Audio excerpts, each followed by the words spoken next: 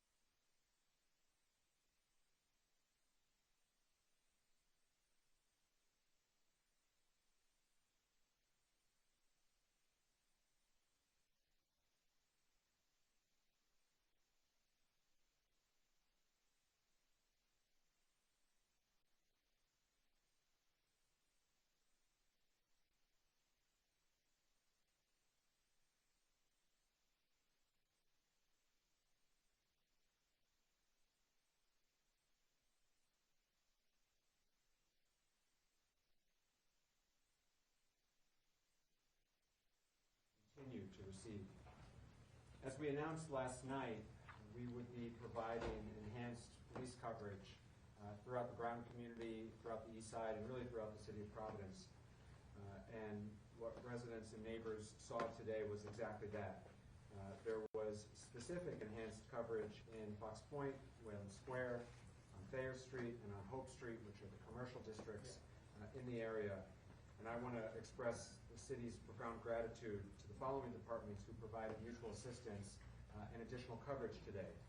First and foremost, the Rhode Island State Police have been excellent partners, and I'm grateful for the governor of making sure that those resources are available to us here in Providence. But we were also assisted today by friends from neighboring communities here in Rhode Island, which is a terrific way in which our colleagues from throughout Rhode Island have been assisting. Today we had extra help from North Kingstown, North Providence, East Providence, Central Falls, and Pawtucket. Many other communities have offered to help, and we expect to take that help in the days to come. But through that mutual assistance of our neighboring communities, we were able to provide that additional coverage. Secondly, we were able to provide coverage to our schools today. We did have school here in Providence. I'm glad we had school today in Providence. We'll have school tomorrow in Providence. This is the last week of the semester, and it's important for kids to be in school, and so we're encouraging parents to do what's right for their family. We understand that there are probably difficult conversations happening at the kitchen table right now, but if you're comfortable, you should send your kid to school. Providence Public Schools are open, and we have police coverage at drop-off and pickup times to provide that extra sense of safety and security for our families.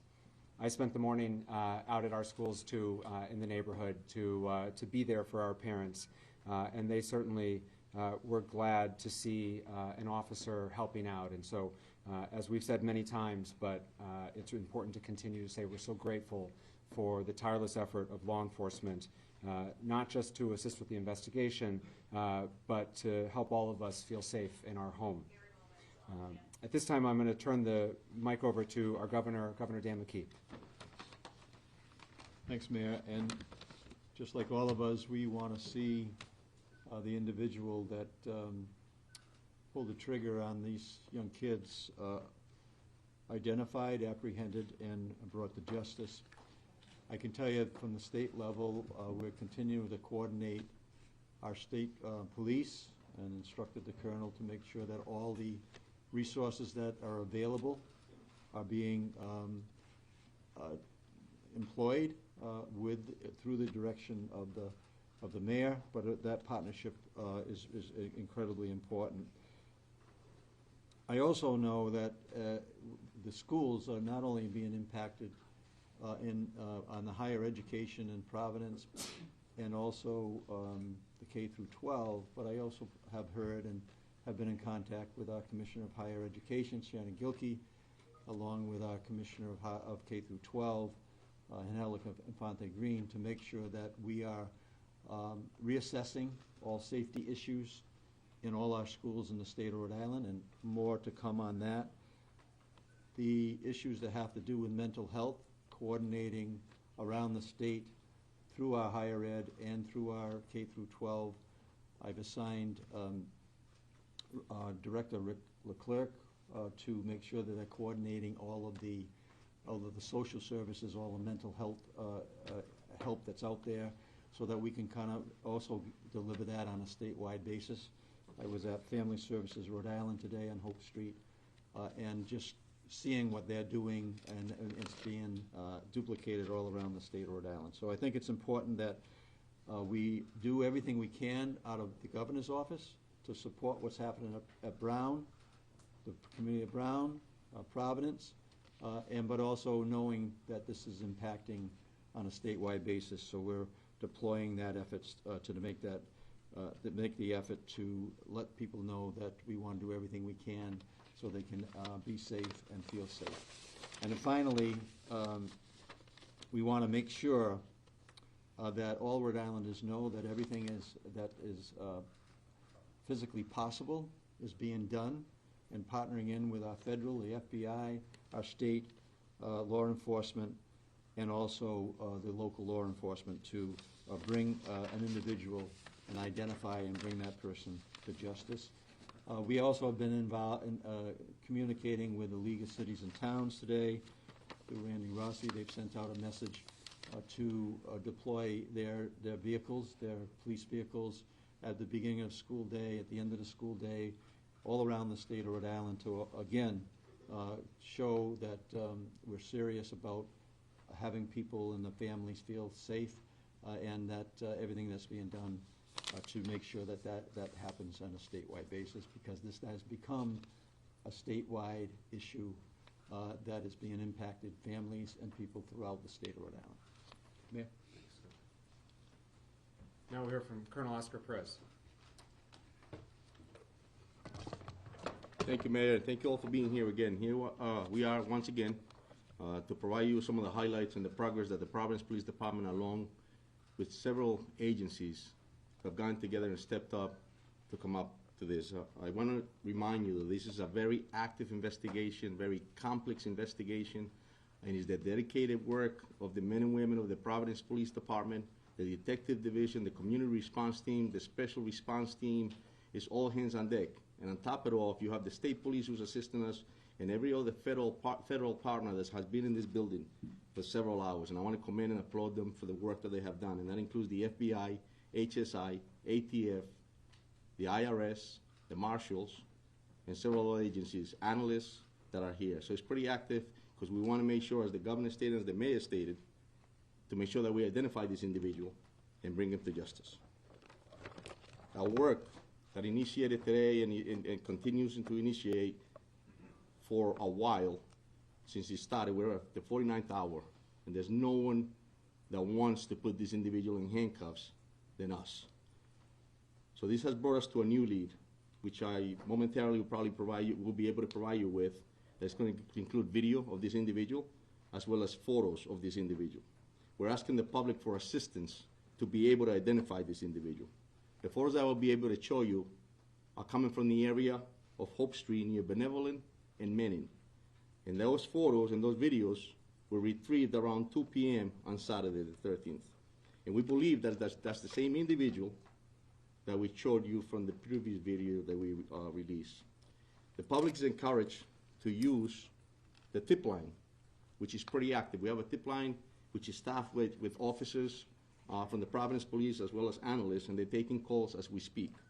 And we want the public to use that information that they have that may be beneficial to this investigation. They need to call 401-272-3121 +0. That was going to direct you in order to provide the tips that you are providing to us. As well, you can access the FBI website at fbi.gov/Brown University shooting. Please, I'm going to ask you all to follow our channels to stay appraised of what's going on and to stay accurate. There's a lot of channels and a lot of stuff that's going out there that's circulating the wrong info. And I told you when I first met you that there's appropriate info, there's accurate info, and it's going to come from us. So I please and plead with you that you access those type of channels. Again, we're asking for the public's assistance in identifying this individual that we're about to show you, and we'll release this video on Twitter, on our Twitter account momentarily. I'm going to turn to the video behind us. I'll be able to show you in 2 seconds. Officer Mangan, if you can just activate put the videos up. So this is the first video that we're showing you. This is the individual walking It's on the sidewalk of Benevolent.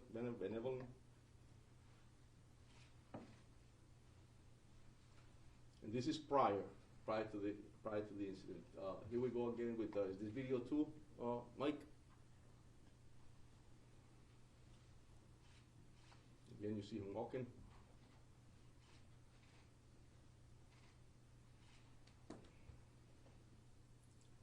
Move on to the third video.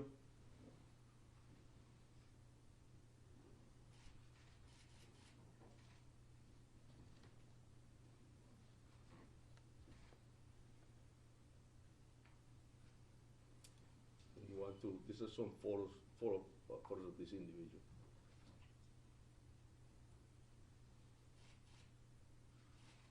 And they will all be time-stamped.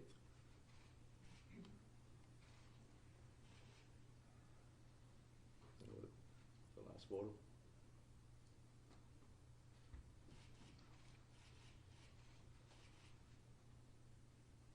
Thank you. So we'll be providing this as well, and I ask you all to please make sure you put them up, and then anybody in the public that has any info about this individual, we ask that you call our tip line, and we'll also have the numbers in the website listed. Mayor? Thank you, Colonel. The last speaker today will be Special Agent in Charge from the FBI, Ted Dox. Well, thank you, Mayor, and good evening, everyone. My name is Ted Dox. I'm the Special Agent in Charge of FBI Boston. We know there's a lot of public concern about the horrific mass shooting at Brown University on Saturday, and rightfully so. I can assure you that law enforcement team standing before you today has been working around the clock, 24/7, to ensure justice is fully served. While we mourn the devastating loss of the victims and those who are critically injured, the FBI and its partners are dedicated to honoring their memory through a meticulous investigation. Tonight, as Colonel Perez stated, we are renewing our call for the public's assistance in seeking any and all information about the shooter. No amount of information is too small or irrelevant. We are also here to announce the FBI is now offering a reward of $50,000 for information that can lead to the identification, the arrest, and the conviction of the individual responsible, who we believe to be armed and dangerous. We're asking everyone in Rhode Island and beyond to review the new images of the suspect, share them on social media, and come forward if you have any information. You can contact the FBI at 1-800-CALL-FBI or the tips provided by the police department at 401-272-3121, or you can also provide tips electronically and submit it to tips.fbi.gov. We're also doubling down on our efforts to obtain images and video of the shooter. Those can be submitted online at fbi.gov/Brown University shooting. Our agents and analysts are fully embedded with our law enforcement partners, including the Providence and Rhode Island State Police. We are tracking down leads, canvassing neighborhoods, and developing intelligence. And right now, our evidence response teams remain on campus processing the scene. And folks from our lab from Quantico are documenting the trajectories of the bullets to reconstruct the scene. It's painstaking work, and we are asking the public to be patient as we continue to run down every lead so we can get victims, survivors, and their families, and all of you the answers you deserve. Thank you. Mayor, can you tell Chief Oscar to say a statement in Spanish, please, for the Spanish media? Yes. Gracias. Sí, verdaderamente estamos acá esta noche para demostrarles los highlights del progreso que hemos hecho en el departamento, y quiero identificar que es una colaboración del Departamento de la Policía de Providence, el personal de este departamento, también incluye las policías del Estado, obviamente los federales, partners de nosotros, como el FBI, el HSI, el ATF, el IRS y también la oficina de los Marshals también están incluidos. Acabamos de mostrar 3 videos los cuales depictan lo que es esta persona que estamos buscando, y le pedimos al público que verdaderamente, si ven estas imágenes y lo conocen a la persona, que llamen a los números que le acabamos de dar, y te los puedo dar cuando terminemos acá, para que ellos nos den esa información y así nosotros tener la posibilidad de identificar a esta persona y traerlo a la justicia. Mr. Attorney General, with these new images that are being Dan, go ahead. released, Mayor Dan Yeah. Jada from NBC10. I just want to ask a question. These videos and images were actually very good that you just showed. They were from the day before, and I'm just wondering, why didn't we release these a little bit earlier? Did you just get them today? And can you explain? Because that's going to be a question from Of you. course, and that's a great question, Dan, and I'll tell you that it takes time. I've mentioned it before, that investigations are very complex.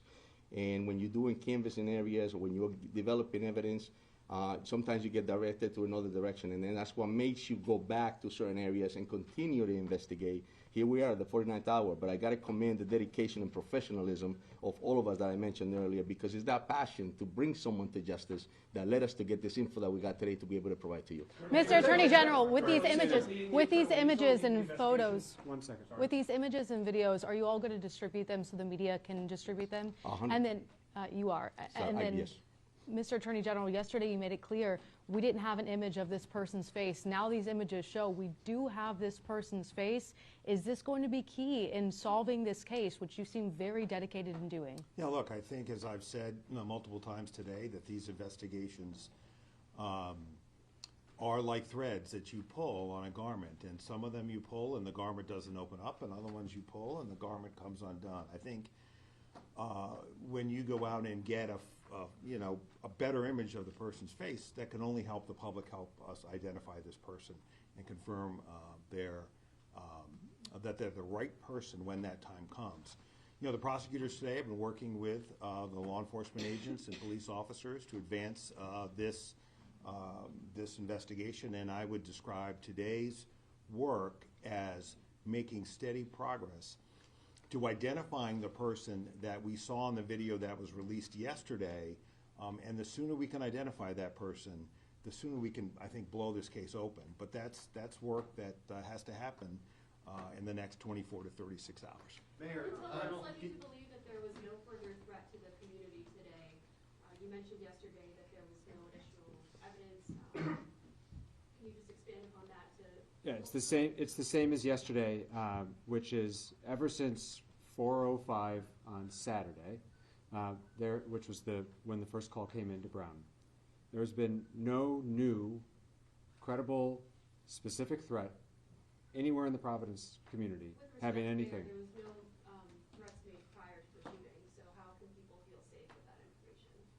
The way in which we are trying to reassure our residents is through a noted, visible police presence throughout the community. It is going to be hard for my city to feel safe going forward. This has shaken us. That will be true tomorrow. I suspect that'll be true the day after the general convicts someone. This is a process to restore a sense of safety. But we're going to take those step at a time. And the first step in what we're trying to provide today, in which we did well with the assistance of our neighbors, and we're grateful for it, is a noted, visible police presence to provide some confidence for families that are taking their kids to school, people who have to get to work a shift. You know, I spent lunchtime today walking down Thayer Street, and for our guests, Thayer Street is the commercial district right adjacent to campus. And you know, I talked to one of the women at Antonio's, which some of you know is a pizza by the slice joint, and she said, you know, I didn't want to come to work today, but I needed to work. I needed to take the shift, and that's a very real thing happening in our community right now. But she noticed, and she appreciated the fact that there were patrolmen walking up and down Thayer Street. It made her feel a little bit better. And when she comes to work tomorrow, I hope she feels a little bit better after that. That's where we are right now in terms of restoring a sense of safety to the community. And that's what we're going to continue to try to do. Mr. Mayor, just on Bill, go ahead. Mayor, two questions. Yeah. To that point, a lot of people scared right now, a lot of people confused right now in the city. Yeah. Can you speak to them directly, summarizing what you just said or any other thoughts from the heart? Yeah. Your take right now, is Providence safe? Yeah. Providence remains a very safe city, and Providence receives really the best law enforcement, you know, I believe, in the country. And today, especially at this moment, it's being augmented by great professionals of other Rhode Islanders, the state police, and others, and our federal partners. But my sense of the community right now is that this is starting to get very real and very personal. And I heard that today. I heard that last night at the vigil. We're all 2 degrees of separation from one another. And now people are starting to share stories with one another of, oh, my neighbor was nearby, and oh, my friend's kid was supposed to go to that review session but didn't. I'm starting to hear those stories, and I think all the Rhode Islanders in the room are starting to hear those stories. I heard that story again today with one of our customers is one of the teachers, and so it's starting to get very personal for our community, which is hard. And that's, I think, where we are sort of emotionally in the process. But we're here from one another. That's the scary side. The upside is that this is a tight-knit community that looks out for one another. The governor was there. All the officials who were up here with me tonight were with us at Lippert Park last night. It was 10 degrees. It was loosely organized, and yet hundreds of people came out because they wanted to be with one another. They were hugging their neighbors. They were crying, and they were offering each other support. So this community will heal from this. We will move forward. But that doesn't make light of, and I'm certainly not making light of, the fear and anxiety that persists. But the only way we're going to move forward through it is one step at a time, and today's one of those steps. Please, Barb. Go ahead. For the Colonel, Yeah. do you have any idea what kind of firearm was used in this shooting? And do you know how many rounds were fired? Do you have any details of that nature? It was several rounds, and it was a small caliber, actually 9mm firearm was used. And it was several rounds into it, and obviously, as we all know, the casualties and the injured people, it's just terrible. So, yes. Colonel, I have 2 questions. Yes. Who's the lead investigator on this now? And secondly, what do you believe that a person of interest was doing in that video and those pictures that you obtained? Yeah, so the first question, the lead is, obviously we're taking the lead, but we couldn't do this job without the assistance, as I mentioned, and collaboration of all the different agencies and municipalities. This is a team effort. This is important to us. As the mayor stated, it has shocked the city, and a lot of people are concerned. So this is an effort to put handcuffs on somebody, and it takes a whole team to do that. My second question is, what do you think he was doing? Was he staking out the area? Because this was the day before the shootings, correct? Correct. And so, that's it. So hours before, days So before. it was a few hours before, and I'll tell you that at this point, that's all we have. So it was a few hours before. What he was doing, we'll be able to find out further once we come to investigate. Go ahead. Go ahead, John. Go ahead, John. John DePietro, Road Patrol Live. Can you talk about, is it unusual to change the direction of an investigation as it's going on? That's a great question, John. I think that, all detectives throughout this nation and in the world understand that when you're investigating a case, it takes different paths. You start somewhere, you start here, and all of a sudden something else pops off and you're going in a different direction. And that's what happens. It's complex. And at the end of the day, you have to investigate, you have to pull every rock, you have to look at every video, you have to examine evidence, you have to check ballistics. It just takes a lot of work. You have to interview witnesses, and sometimes that takes you to a whole different path. And as a police officer and a detective, you have to make sure that you don't get into the tunnel vision in order to be able to get the right answer. So yeah, they do change. Go ahead, Steph. Go ahead, Steph. Concerned that from what time passes, it'll be harder to make an arrest? I'll tell you, every It's been minute a couple days. Every minute counts. Every minute counts. But what doesn't stop is the dedication and professionalism of this department as well as our partners. Colonel, on the video that you're showing us, Colonel, on the video. Do they seem to believe that any of the victims, whether the victims who died or the others, were targeted by this shooter, or that he was just shooting randomly indiscriminately? That's all part of the investigation, Steph. Yeah, so we'll continue to investigate further. Can you also explain, the FBI today was searching in the bushes and kicking around snow, or moving the snow on Waterman Street. We have known since Saturday that the potential suspect walked down Waterman Street. It was in the first video. Why would you be now looking in the bushes for something on Waterman Street 2 days later after it had snowed? So I just answered John the same question on how investigations, they turn and lead you in a different direction. We might have used all our energies in the first few days to investigate something, and here we are now heading back to that same place to continue to investigate, and that's why you saw that, because the investigations change on a daily basis. So the travel of the 911 call or emergency calls that came in, when the first 911 calls to come in, were those dispatched by Brown University Police or Providence Police? It was dispatched by the 911 center, and yes, we responded immediately within minutes. You saw the Providence police cruiser pulling up. So Providence has been the lead investigator on this That- from that's- the beginning? That's correct. Patrick, Patrick. Have you received any leads or indication on whether this was personally motivated, political, or otherwise? Are there any threats to Brown that they have turned over that would give us an indication of why this might happen? It's a great question, and that's something that we're all asking ourselves, and we'll continue to investigate to be able to get that answer. In front here. Do you have reason to believe that this person is no longer in the community? Because can you continue to try to reassure the public that they are safe, but you also just said that this person you believe is armed and dangerous, so how can both be true?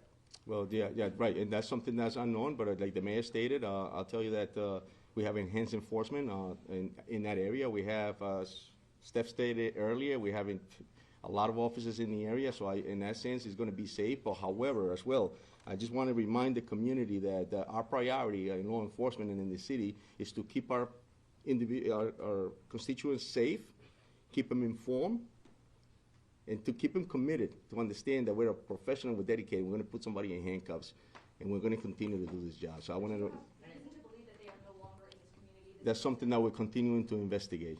Colonel Perez, just real quick, Tom Quinlan, Tom. WPRO.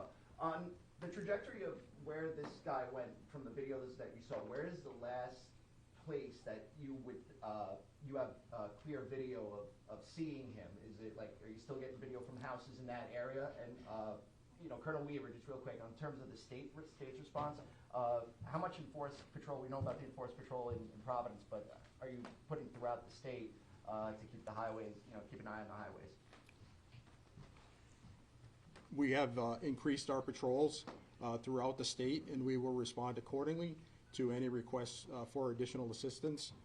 This is a collaborative effort, not only from our uniform division, but also our detective bureau is embedded here with Providence and our federal partners, and we will not stop until we find out who the suspect is and bring them to justice. In some other instances, suspects. I just want to clarify something, because it seems that we're a little confused as far as the video itself. It says 2 p.m. It was the day off, 2 hours prior. So where 2 p.m. So where's, yes. where's the last house that you actually have video Just from? let me just finish with the. Go ahead. Thanks, Dan.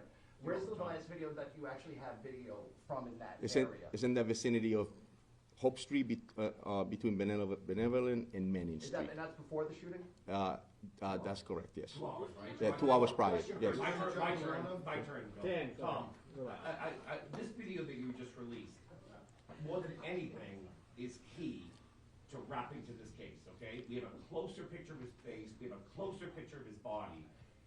Based on that and witness interviews, do you have a new description of the person of interest now? Because you look like a guy just walking around, you know, the neighborhood. Is there a new description you can give us of? There is, and it will be on that poster that we're going to be releasing on the images, and the height, weight, and things of that nature are all posted on that poster. Colonel, It's something that we're investigating there. Colonel, in other manhunt instances, Dime. Desde ayer se han filtrado a la prensa Sí. el nombre, la fotografía y hasta la casa de la persona de interés que estaba bajo custodia. Sí. ¿Quiere responder esta pregunta en los dos idiomas? Sí.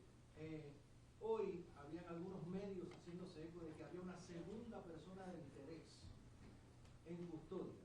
Este no es el caso porque no he escuchado absolutamente nada en esta conferencia que se refiera a eso.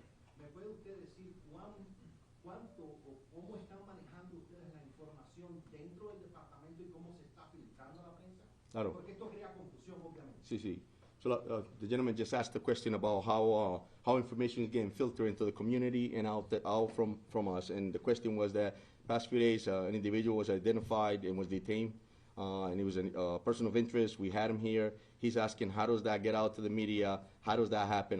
My answer to that is I have no control over what's being released or circulated in the media. Speculations that occur. What we can control is what we give you here. And as I was speaking earlier, that's why it's important for you to get the information from us. So, mi respuesta que le hago es lo que pasa es no me doy cuenta cómo se filtra esa información a los medios de comunicación. Es importante que la comunicación venga de nosotros y no de otras partes. Es muy importantísimo porque si hace circular en otros momentos van a especular. Ahora, he also asked, the second question that he asked was that there was information out there that we had a person in custody of interest, a second person. and that's not true, that's incorrect, and I don't know how that's circulated in speculation. So my answer to him is that, no, eso es mentira, hasta el momento no tenemos otra persona en custodia, lo único que tenemos es lo que acabamos de informar. And building on Chris, Attorney General go Moreno. ahead, Chris. There appeared to be an issue with 311 services during Saturday's incident. That a lot of neighbors couldn't get notification. What issues were going on there, and has that since been resolved? Yeah, so residents in the city of Providence were notified in multiple ways, and certainly through all of your outlets, all official City of Providence social media outlets, Twitter, Facebook, Instagram, and we pushed out a 311 notice. If you are not the 311 notification system in the City of Providence, you have to sign up for it in order to receive it. And so 311 notifications did go out. If you are a resident of the City of Providence and you are not receiving 311 notifications, we urge you to please sign up. You can do so at the city's website. 311 notices have continued to go out throughout this entire incident, including up as recently as today, this afternoon, to clarify a false report with regard to a report of shots fired, which was found to be unfounded. We sent out a push notification through 311 to reassure people because in this day and age, there's a lot of misinformation. A lot of people are getting reports through non-official channels and are getting anxious as a result of it. And so 311 notifications are working fine, but you have to register for it. And you have to opt in for text messages. If anyone needs assistance for how to sign up for 311, if you are not tech savvy or if you are having problems, you can call the phone number 311, and we have staff available who will help register you. For all of our community, please know that there are always bilingual calling individuals to take those phone calls. Colonel Perez, are you working with neighboring states? Mr. Attorney General, you were on CNN this morning talking about the person that you spoke, the person of interest from yesterday was cleared. We have not heard that here today. Can you talk about, is that person of interest still here in the state? Who was he? Was he from Wisconsin? Just, Yeah, I think, as I said last night, for those of you who were here, I thought it was really unfortunate that this person's name was leaked by somebody. Is he cleared? Well, let me finish my answer. Was leaked, excuse me? Why you finish the answer? Just answer his question. No, I haven't finished it yet, Ronaldo. So I'm going to finish it. So the person who was held, it was unfortunate that his name got leaked because it's one of the reasons why we use words carefully, and detaining someone because they're a person of interest is different from having a person in custody that you're gathering evidence to charge. I mean, that's a place in an investigation that eventually you get to, but we weren't there with this individual. So it's hard to put that name, back in the bottle. He has been cleared. He is not a person of interest any longer. The investigation is now focused in another direction. But I want to clarify something the chief said. That doesn't mean that while part of the team was focused on him, other leads weren't being followed up on. What's critical here is that we reconstruct, and the police know this, our prosecutors are working with them, it's critical that we reconstruct this man's movements, both before and afterwards. My hope is that we will eventually have that pattern. But when you ask staff why are they looking in particular areas, where he was and what his movements are developing as we obtain additional evidence. So that can't explain why people are looking somewhere today as opposed to 2 days ago. We're learning more about his movements as we gather additional video evidence. And that video evidence has been coming in at a much greater degree than it was 12, 24, 36 hours ago. Why, you ask? Some people were away for the weekend. Some of these places were businesses. So what the team is doing, there are a bunch of teams doing different things, exploiting electronic evidence, exploiting physical evidence, meaning forensic evidence from the crime scene, canvassing the neighborhoods. And those are the threads that when you pull them will open this case up. And that has been true over the course of my career, and I'm confident it'll be true again here. Governor. Yeah, go ahead, Bill, and I'll get out of the way after that. Go ahead. And this kind of follows up on what Colonel Perez said about, to the general public to use official Providence police channels, be it YouTube or whatever. Are we doing a good job here? Is the media doing a good job in the ultimate goal right now, trying to locate this person? Yeah, look, I think part of what's important about these briefings, I give the mayor great credit for doing them, is to help push out information. In a case like this, to the press and the public to help us solve this crime. That's potentially what it'll take here. Mayor, Mr. Mayor, I want to go back to Brown University. Yeah. Okay? There's been a lot of questions I've heard from a lot of parents today, and it goes back to the question about the alarm and that was installed in 2007. That in an active shooter location, it sends off a notice and tells people what to do. That never went off. I'm wondering, what is Brown's answer? And perhaps even just as important, why isn't Brown here today?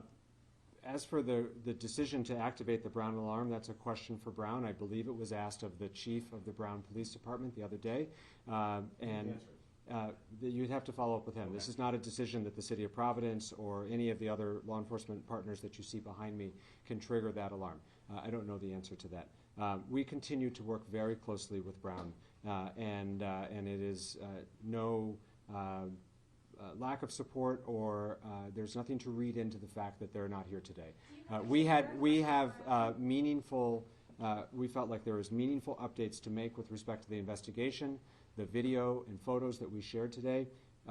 Brown is not a part of those updates, and so we have all of the relevant agencies who are working on this and where we are in this investigation today, and that's why who you see here is here.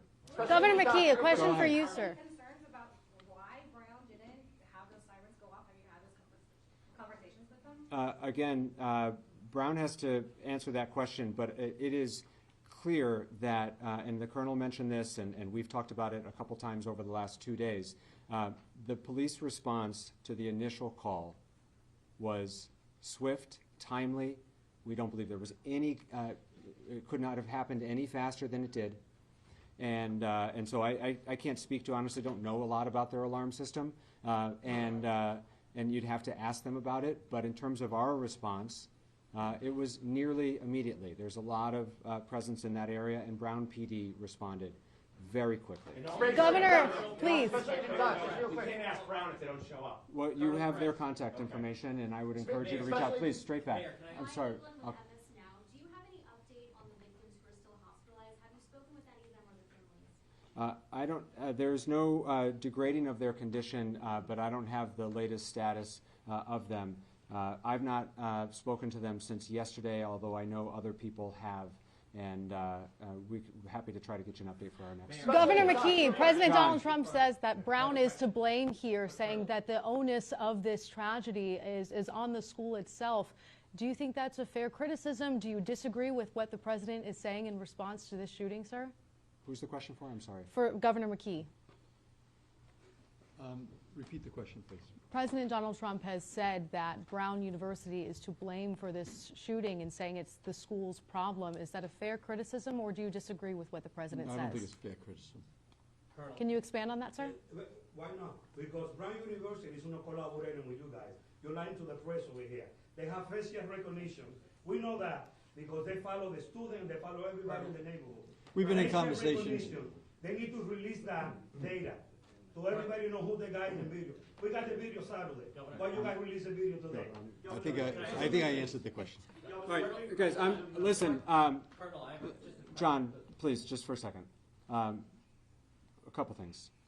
First of all, Brown University and Brown Public Safety, Brown Police Department has been a close collaborator throughout this process. I do not accept that criticism. Oh, come on. We know Secondly, everyone you see behind us, we've all been working for now 49 hours. We're tired. We're serious about the task at hand. I know all of you have been working very hard, and I suspect all of you are just as tired. The press has been a great partner in pushing out relevant, factual, timely information, and we are grateful for that.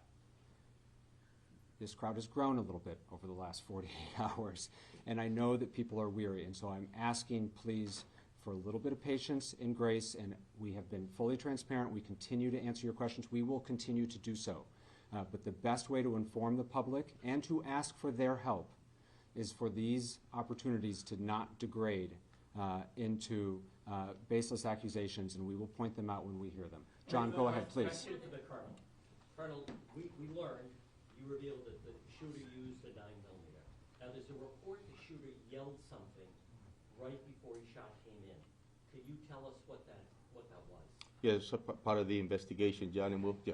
Now, hold on, the only reason I asked that, though, is, for instance, like with the Unabomber, his brother recognized the writing. So it's possible a friend or family member might recognize if the person said something that was significant. Correct. So that's why you don't, other than the 9mm, is there anything else inside that auditorium that you could tell us? No, that's correct. And listen, like I said earlier, investigations will bring us to evidence that we need to collect in order to be able to prosecute. But he did yell something. With that being said, we're going to continue to collect evidence, and if it leads us to something to that nature that's going to be extremely helpful for us to identify somebody, we'll be the first ones to put it out. Alex, Go ahead. Alex. With how much time has elapsed at this point, do you have any evidence that indicates that this person is getting help, or are they a lone wolf in this situation? Yeah, so we'll continue. Those are great questions, Alex, and I think that's something for us to continue to investigate. This is active and it's complex, and so that we may have an answer to that they by themselves, but that's not something that we have ruled out, and we won't do that. So. To the left here, please.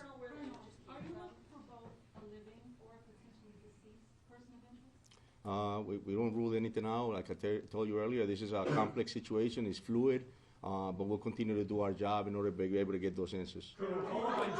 Straight back, please, back. You were describing the suspect, of course, you look for someone in his 30s, and then you said 20s. From what you've seen, the picture that you've seen, can you now, FBI profiling that's been done, give us a better age and whether or not he has any connection at this point, 49 hours later, to that classroom, that lecture hall, and to the Brown University campus? Can you say that lecture hall was targeted? Because he didn't, we saw the video of him going around the neighborhood that you just showed us, but he didn't go anywhere else into that campus. So can you say that that classroom was targeted?